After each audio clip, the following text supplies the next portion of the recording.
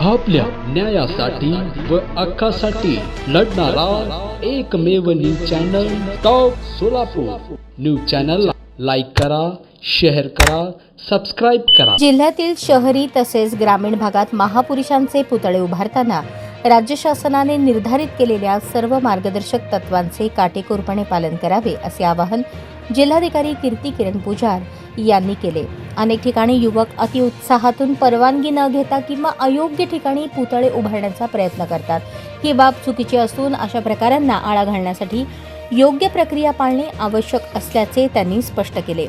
जिल्हाधिकारी कार्यालयातील सभागृहात 9 मार्च रोजी महापुरुषांच्या पुतळ्यांच्या उभारणीबाबत आयोजित करण्यात आलेल्या बैठकीत ते बोलत होते।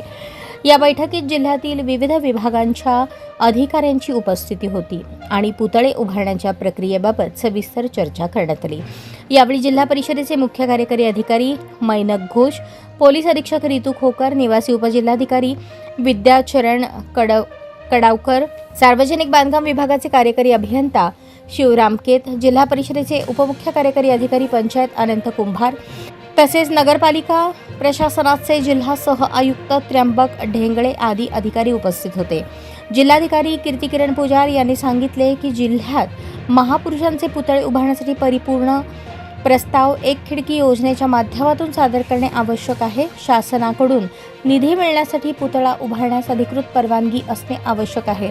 परवानगी न घेता अथवा चुकीच्या पद्धतीने उभारलेले पुतळे भविष्यात अडचणी निर्माण करू शकतात। या बैठकीत उपस्थित सर्व अधिकाऱ्यांनी महापुरुषांच्या पुतळ्यांच्या उभारणीबाबत नियमांचे पालन करण्याची गरज अधोरेखित केली।